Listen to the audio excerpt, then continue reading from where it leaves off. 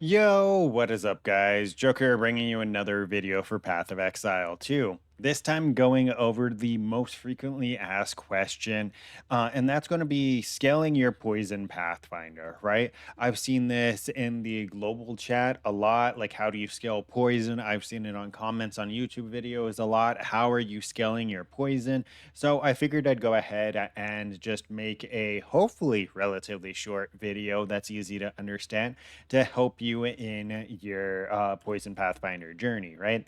So first things first, what is poison and how do you scale it? Poison is an ailment chaos damage over time that does 20% of your physical and chaos damage as a base. So essentially, what that means is 20% of your physical and chaos damage is going to be what determines your flat damage. And then it's going to be increased by other modifiers like magnitude and duration and chaos damage and physical damage, a lot of stuff. I'm going to get into that in a second. So, using this base bow as an example, right? It just has flat physical damage. And as you can see here, we have the flat chaos damage and the flat physical, giving us a main hand estimated poison damage of 390 to 766. Early on, this is going to be the type of weapon that you want to use up until Act 3 when you can make a pivot. Once you can pivot in Act 3, you're going to want a bow like this if you have the item Plague Finger, which is going to make it so all of your damage poisons. That's what that bottom line essentially reads as, is all of your damage poisons, right? If you choose not to use Plague Finger because they are pretty shitty gloves, you're going to be wanting to look for a weapon like this, right? Where you have flat chaos damage and flat physical damage on it. The reason why I said Act 3 is because Act 3 is going to be when the cultist bow can actually drop. Main modifiers on this bow that you're going to want to see are flat physical. So this modifier that says the 13 to 18 right here, that's the flat modifier. And then this projectile level of skills, right? Those are the two main modifiers you're going to want. And then the third modifier is going to be that increase to physical damage, because that's going to just scale your physical damage even more, giving you naturally more damage. If you go the route with the Plague Fingers, you're going to want a bow like this essentially, right? Like I was mentioning, just as much raw damage as you can get, because the damage from the physical damage, the damage from all the LE is going to apply here as poison damage. That's why the damage on my gas arrow goes up so high if I use this bow as opposed to this bow, right? Main difference is we're adding way more damage. That's essentially what it's doing. And then later on end game, you can go up towards this node right here, pure chaos, gain 11% as extra damage. I'm sorry, 11% of damage as extra chaos damage. Essentially, what this is doing is it's taking all of the it's a mini version of this while letting me use good gloves, right? It's saying, hey, 11% of your damage is being added as additional extra. It's not a conversion that is happening, it's just being added as additional extra. So with this 59 fire and this 131 lightning, that is what's giving this bow so much additional damage, on top of the fact that it is a cultist bow and it naturally has the chaos damage. We could potentially get a lot more damage if we put on Plague Finger, but I lose what, 200 life? Yeah, what is that? Holy shit, that's an insane amount of life I'm losing. So I would lose 100 and 277. No, I would lose like 240 life, right? Unless my math is wrong on that. That's an insane difference on top of all the res I would lose. So early on, Plague Fingers are decent and viable, but in the game, you're going to want to swap to a rare pair of gloves unless you're going some cheeky glass cannon build, right? But that's essentially what you're going to want to do. You're going to want to go from a flat damage bow to a bow that has chaos damage and flat damage, or alternatively use a tri-ele bow with just as much damage as you can find, and then you're going to be using the plague finger. Those are your main options. That is just for giving you your flat damage. That whole first part of the video is just giving you your flat damage. The next thing that you're going to want to look for is modifiers, right? So, magnitude of poison, this is essentially increasing my poison damage.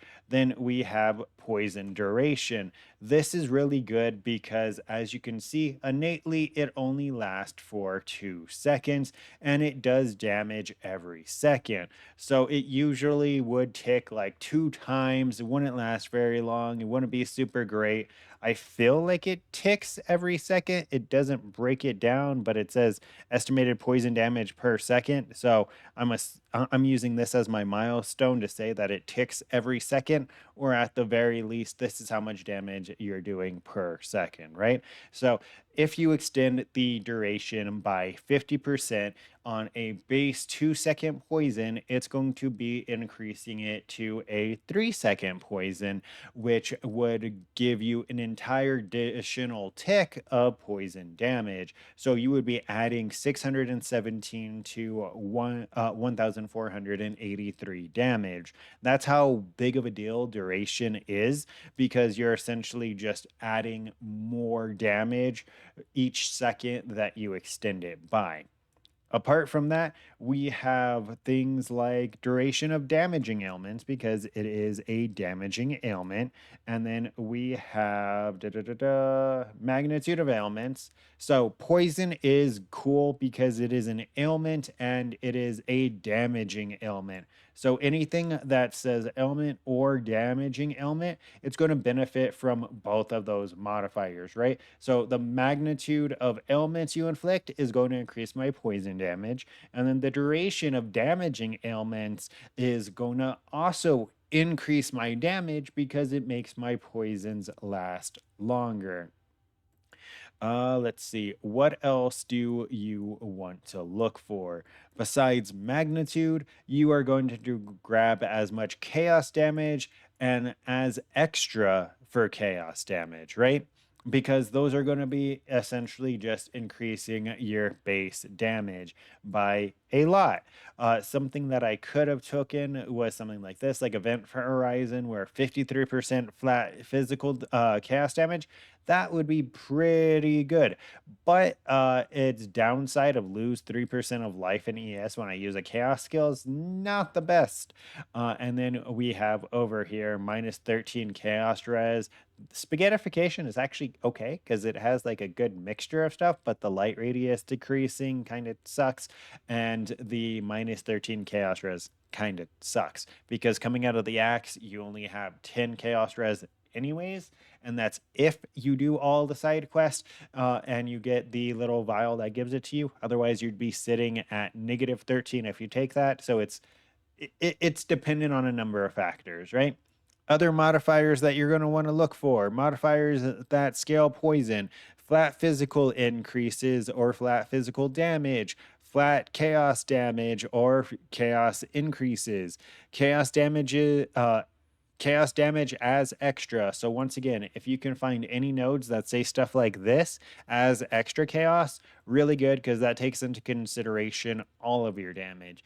Duration of ailments, duration of damaging ailments, poison magnitude, and then wither. Wither is going to be the last thing. Wither applies 5% increased chaos damage taken and can be inflicted up to 10 times. So essentially what this is 50% increased chaos damage taken, for enemies. Withered is really, really good. There's a number of ways to apply it. You can do wither here. You can get a totem setup. You can do a setup I have with my rain of arrows where I'm doing withering touch, and I have pure chaos. So it's turning a portion of my damage into chaos damage. That is the only reason why this is working.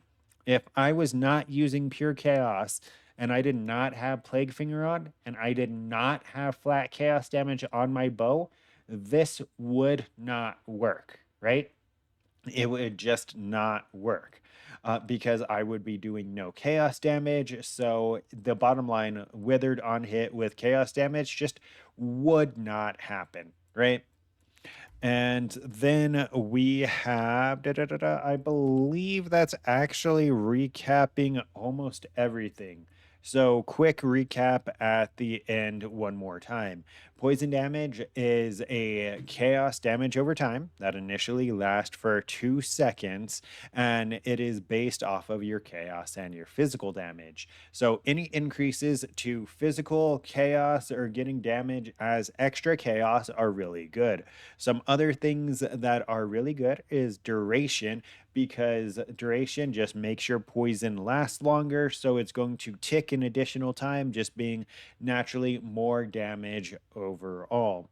Apart from that, the main other stat that you, not stat, the main other thing that you want is Wither. Wither is going to be an increased chaos damage multiplier, so it's going to be insanely good. Apart from that, you can stack multiple poisons, which I would suggest unless you are hitting insanely hard. The only way not stacking layers of poison benefits you is if you are doing a bazillion damage in one hit, right? You have a staff that does like a million damage per hit. That's the only time that stacking poison, well, no, even in that case, stacking poisons would just be better because then you'd have 2 million damage, 2 million poisons going off at the same time. So it's never advantageous to only have one poison in this game unless there's some unique that I'm not seeing that you benefit from only having one poison. Last thing that I want to cover is that I am a Pathfinder, and I would personally say that this is the best ascendancy because you get overwhelming toxicity, which doubles the amount of poisons you can have, and you get contagious contamination. The most damaging poison that you have spreads to enemies, right? There's a support that is kind of like that, but not nearly as good. If we go to gas arrow, is it showing here? I don't think it is. Let me go ahead and type poison rail quick. Not that, not that, not that, not that. Where is it? Okay. So essentially, there is a poison prolif support that I saw that I'm just not able to find right now, and it essentially prolifts your poison, but I don't remember if it says it prolifts your strongest poison. Pretty sure it just prolifts a poison, which makes it infinitely worse than the ascendancy from Pathfinder, right? The only other thing that you could do, and I'm going to have to swap over to a display capture here real quick. The only other thing that you really could do, let's put this all the way up here. And is it capturing my screen? I hope so.